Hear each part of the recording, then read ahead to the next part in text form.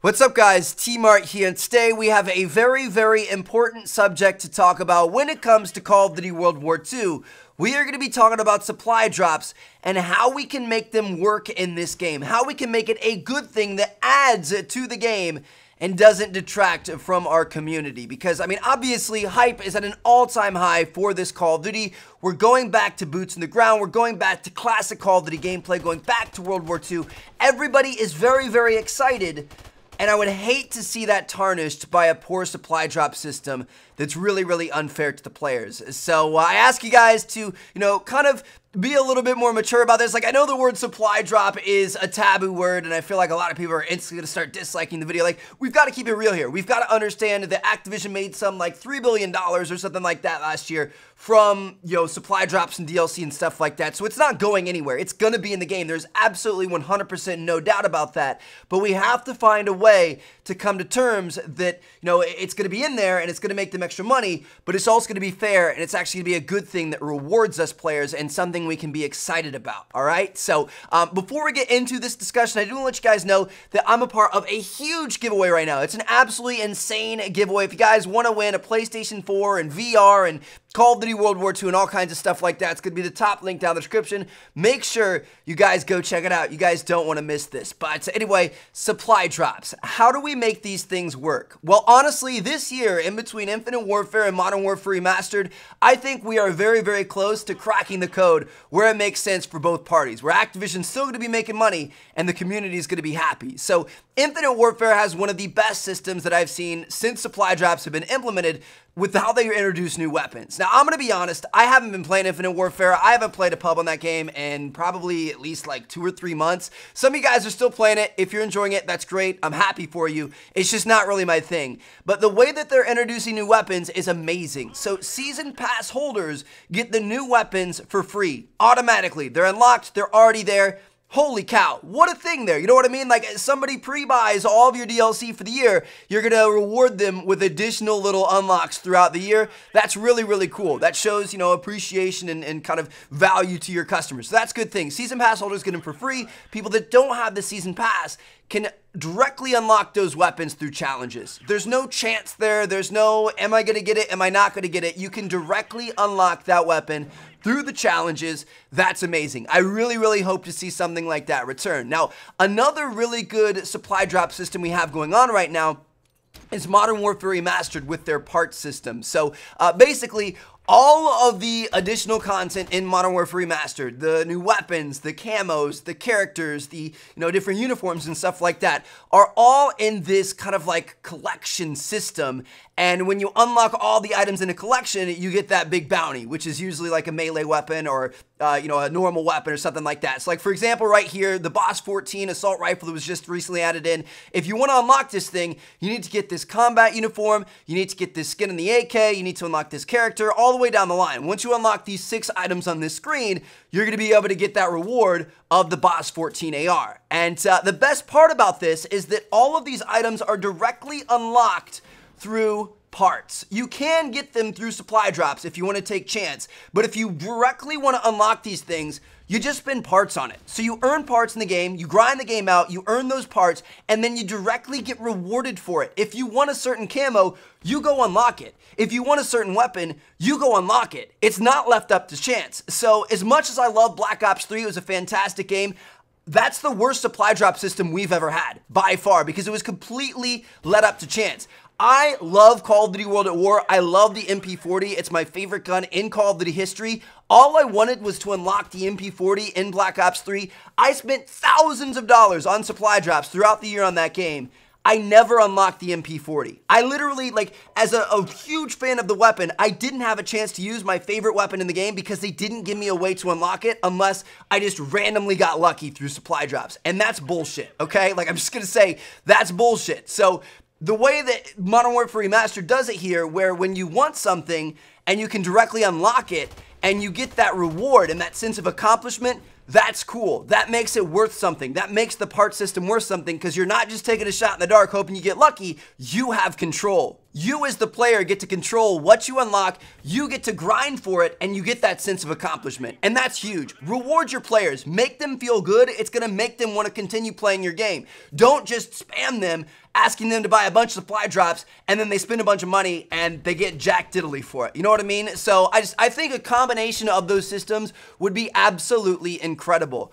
We have the Infinite Warfare side where with new weapons, they're free to Season Pass holders. If you don't have the Season Pass, you can unlock them through challenges. And then for everything else you add into the game, all the different, reticles and camos and all the other little cosmetic stuff, let's offer a way for us to be able to directly unlock what we want. That is the best way to do it. A mix of Infinite Warfare and Modern Warfare Remastered. And if we have that in the game, that makes it fair that somebody who's just playing normally and not spending any money, they're good to go. They can get what they want. After all of that, if we have paid supply drops in there, that's not really a big deal. I mean, if somebody decides that they like the game enough that they want to spend some extra money for a little bit of a shortcut, that's fine as long as it's reasonably available to everybody else who doesn't want to pay. Now, I would really love it if we truly just had cosmetic weapons in the game. Like the DLC weapons were just cosmetic. They didn't change the stats at all. They didn't give you any sort of variant, damage and range and stuff like that. I wish it was just cosmetic. Unfortunately, I don't think that's going to happen. Obviously,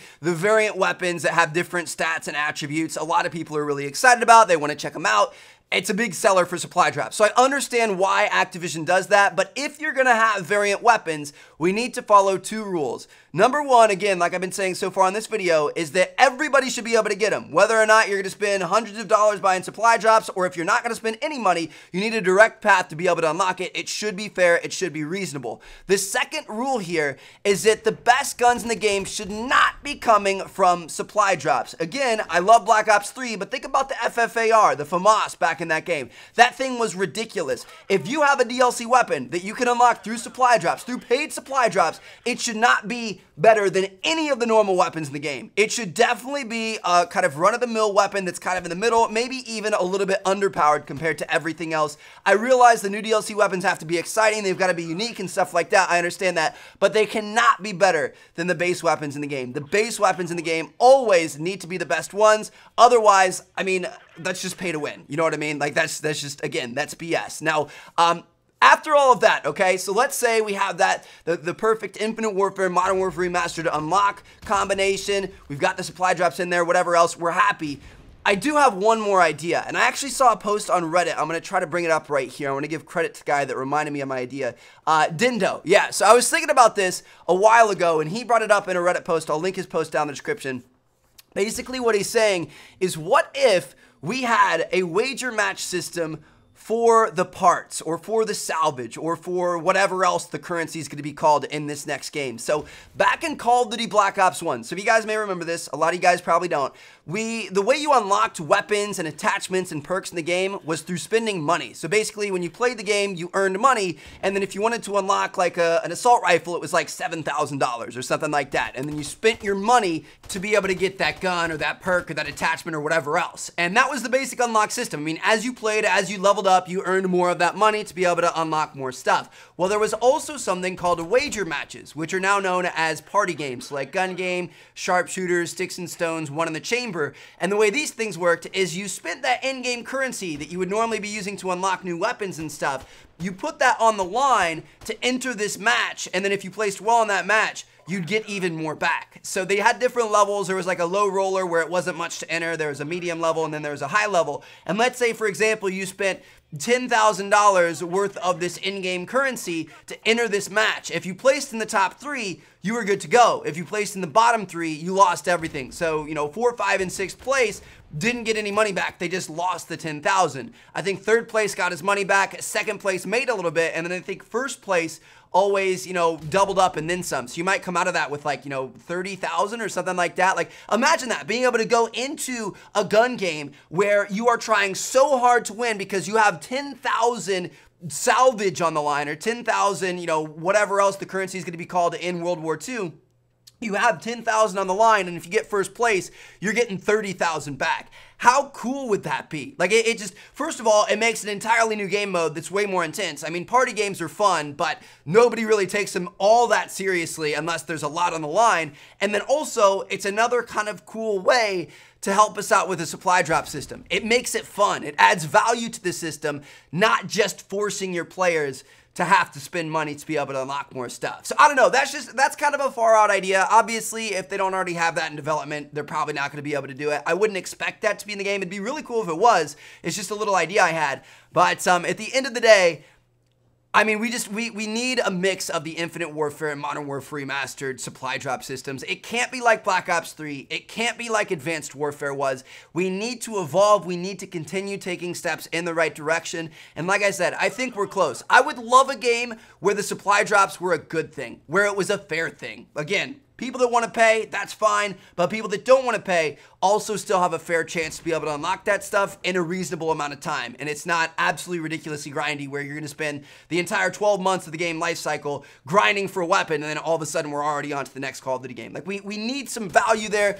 Us as players need to be rewarded. We need that sense of satisfaction, and I'm really hoping that Sledgehammer is going to give that to us this year. So we'll see what happens. Let me know what you guys think down in the comments. Thank you guys so much for watching. If you guys have any ideas on how they could improve the supply drop system or what you would like to see in it for Call of Duty World War II, leave a comment down below. Let's get a discussion started, and hopefully it's going to be a really good year for us, not only in boots on the ground, but also with the supply drop system. So I'm going to catch you guys later. Thank you guys so much for watching.